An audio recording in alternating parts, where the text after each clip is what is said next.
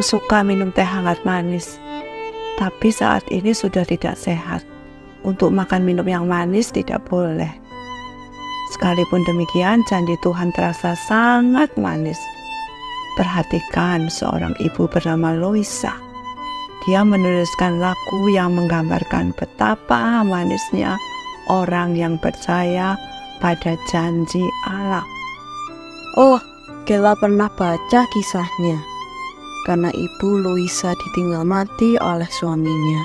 Mereka tidak mempunyai sesuatu untuk dimakan. Maka Tuhan mengirimkan seseorang yang meletakkan roti di depan rumahnya. Peristiwa ini jadi konfirmasi agar setiap umat Tuhan percaya pada Yesus dan firman-Nya yang kekal. Kita bersandar pada janjinya, turut sabda yang kekal melalui renungan hari ini tentang sebuah kota yang terletak dekat Laut Galilea. Kabarnya kota ini menjadi pusat pengajaran Yesus. Aku ingin tahu selengkapnya. Halo anak-anakku semua. Ya, bersyukur hari ini sekali lagi kalian berjumpa dengan Bapak di sini untuk mendengarkan renungan. Kiranya kalian boleh siap hati, bukan? Hati dan pikiran, bukalah hati dan pikiranmu. Mari kita bersatu dalam doa. Kami mau menyiapkan hati kami dan pikiran kami kepadamu ya Tuhan, supaya kiranya Engkau bekerja, memimpin setiap kami dan hamba-Mu yang menyampaikannya. Engkau pimpin, Kau berkati. Dalam nama Yesus kami sudah berdoa. Amin. Ya, hari ini topik kita adalah memberikan firman Allah kepada orang banyak. Diambil dari Lukas pasal 5 ayat 1 sampai ayat 3. Nah, anak-anakku sekalian, setelah Yesus mengunjungi kota Nazaret, kota di mana Tuhan itu dibesarkan, maka kemudian Yesus pergi mengajar ke kota-kota yang lain. Ya, kita sudah mendengar cerita beberapa waktu yang lalu bagaimana Yesus ditolak oleh orang-orang Yahudi yang ada di Nazaret, ya. Bahkan Yesus sampai didorong sampai ke tebing dan mau dijatuhkan, tetapi Yesus berhasil keluar dan menghindar dan menyelamatkan diri, ya. Dan kemudian Yesus pergi ke satu kota yang lain, yakni daerah Galilea, ya. Tetapi Yesus tetap melayani di sekitar Kapernaum juga, anak-anakku ya, di dekat Laut Galilea, ya, di mana ia tinggal di sana untuk beberapa waktu lamanya bersama murid-muridnya, ya. Pada waktu Yesus berjalan di daerah Galilea itu, mulailah dia memberitakan Injil kepada banyak orang dan menyaksikan kuasa Tuhan Allah kepada mereka. Tetapi Yesus ingat misinya, anak-anak. Bahwa misinya bukan hanyalah memberitakan Injil kepada banyak orang, sebanyak-banyak mungkin orang. Tetapi misi Yesus juga adalah mengambil murid. Murid-murid yang bisa meneruskan pekerjaannya kelak. Murid-murid yang bukan hanya pengikut, ya, yang hanya ikut-ikutan, ya. Kemana Yesus pergi, diikuti. Kemana Yesus berjalan, diikuti. Tetapi mereka tidak berubah apa-apa. Yesus tidak mau yang seperti itu.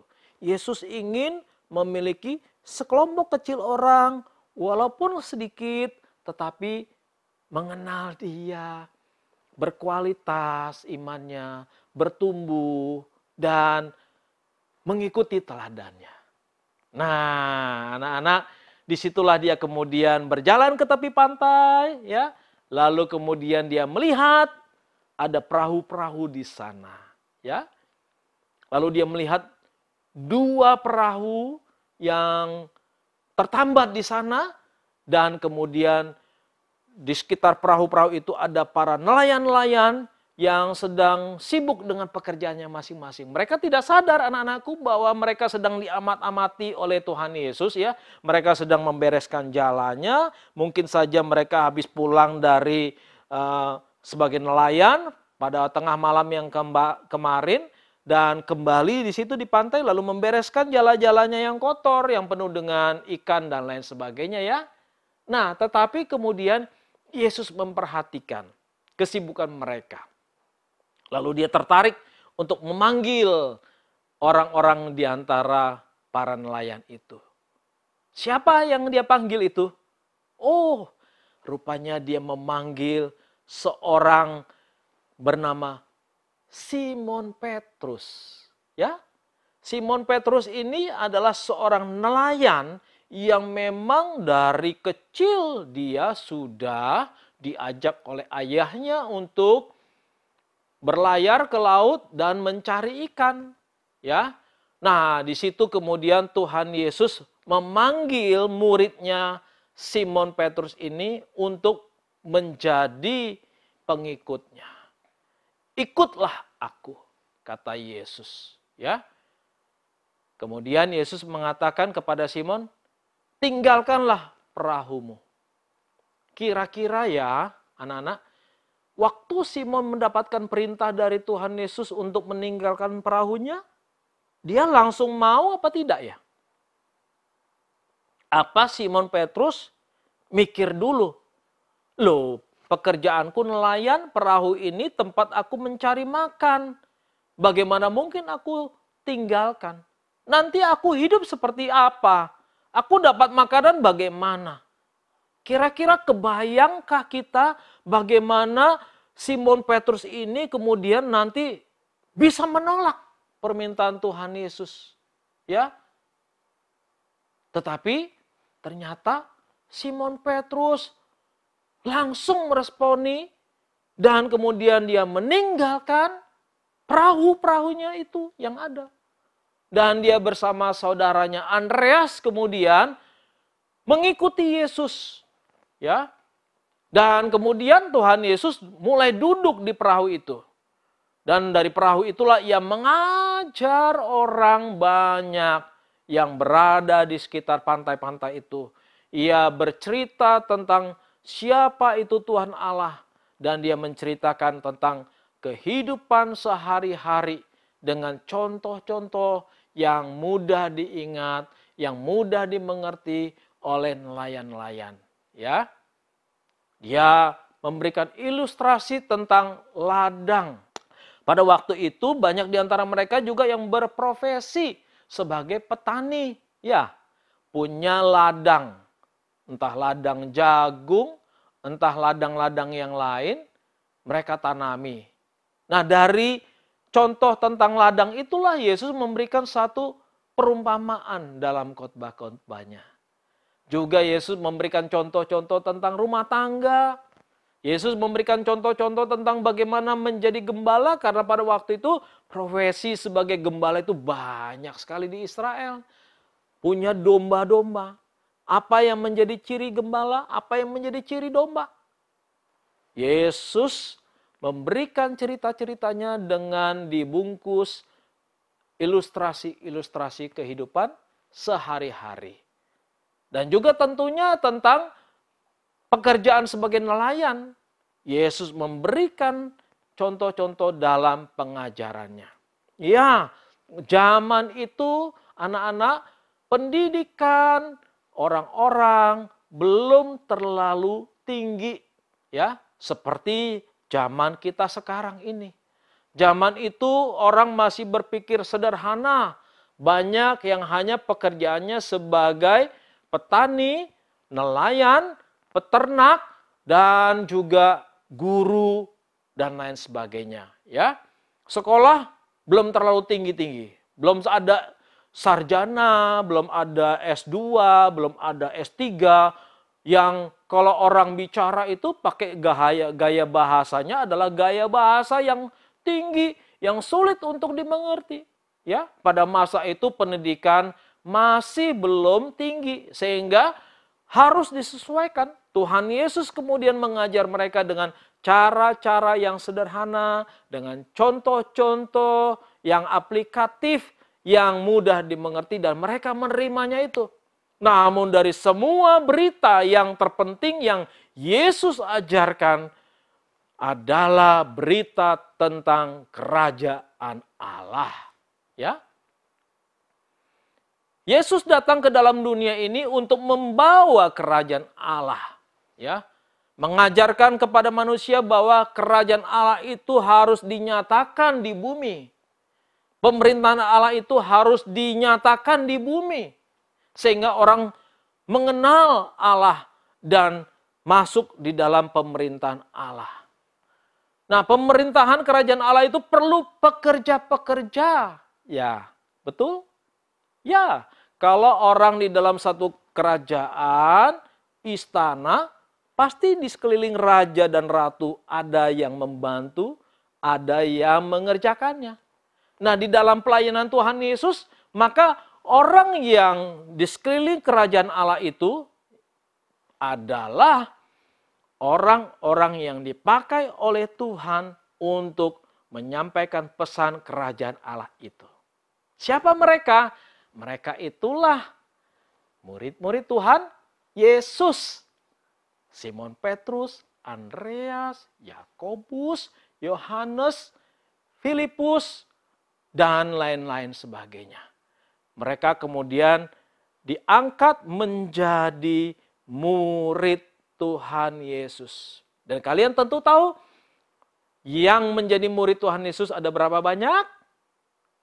Ya, betul sekali. Ada 12 orang yang khusus disiapkan oleh Tuhan Yesus, diajar, dibina untuk menjadi penjala manusia. Apa itu penjala manusia? Ya, seperti pekerjaan nelayan. Namanya nelayan, dia menjala ikan. Dia melemparkan jalanya ke laut.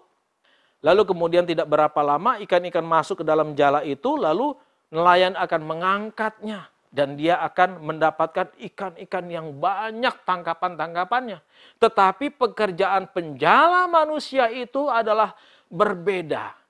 Tetapi lebih penting. Ya, di mana murid-murid Yesus itu akan diutus ke berbagai tempat, ya. Lalu kemudian melebarkan, ya, kerajaan Allah itu dengan pemberitaan firman Tuhan, dengan cara memberitakan Injil supaya orang dikumpulkan, ya, dikumpulkan menjadi gereja yang hidup, ya. Mereka adalah orang-orang Kristen, orang-orang yang percaya, ya, yang mempunyai sifat-sifat yang welas asih, yang sabar, yang peduli terhadap orang lain. Ini namanya sebagai jiwa-jiwa. Maka murid-murid diutus oleh Tuhan untuk menjadi penjala manusia, di mana manusia itu dibentuk dan mengalami kerajaan Allah di dalam hidup mereka. Anak-anakku, itulah tugas dari Simon Petrus nantinya. Dan Andreas dan saudara-saudara yang lain sebagai murid-murid Tuhan Yesus.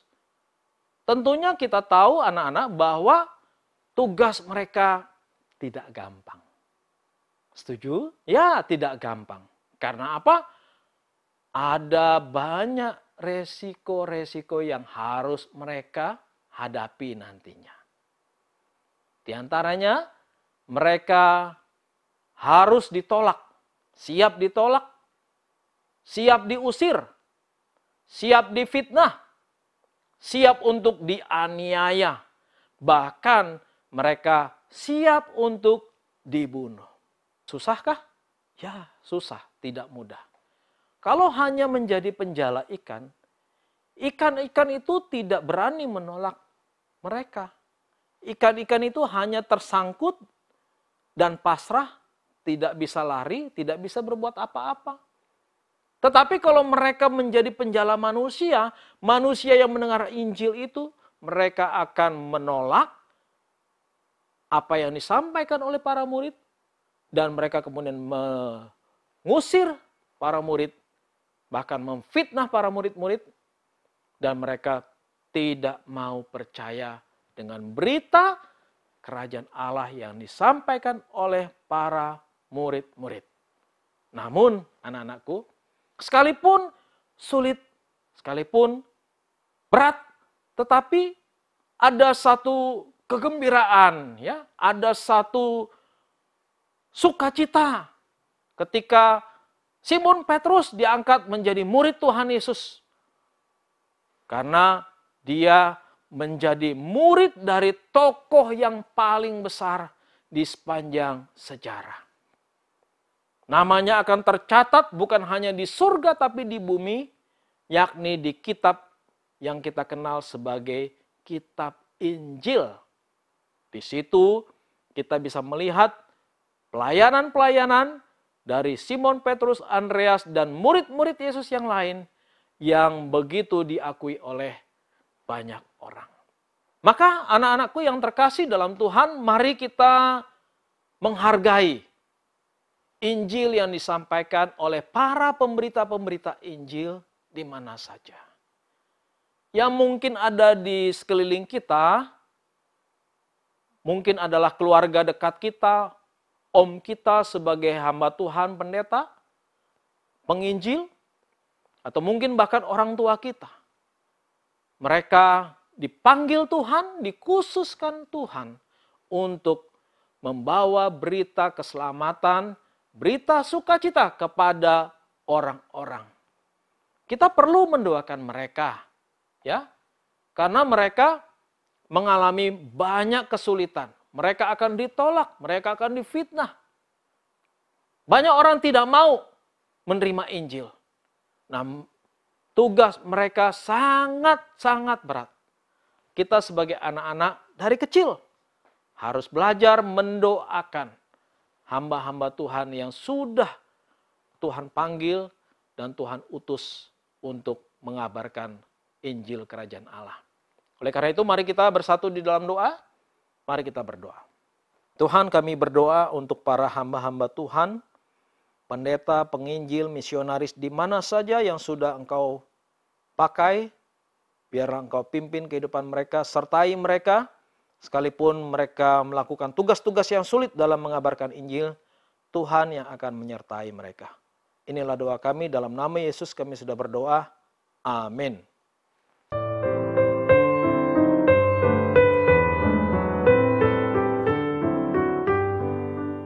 Apakah kamu masih ingat perbedaan menjala manusia dengan menjala ikan? Ingat. Menjala ikan itu membuat ikan yang hidup jadi mati. Sedangkan menjala manusia membuat orang yang mati rohani seperti Gela dulu menjadi hidup oleh karena Yesus yang menghidupkan. Semua hanya anugerahnya. Karena itu, Gela mau membicarakan tentang kerajaan Allah setiap hari, bukan hanya di gereja, tapi dimanapun juga dan terhadap siapa saja. Untuk itu, aku mau melengkapi diri dengan membaca Injil Lukas, pasal 5, ayat 4-5. Semangat!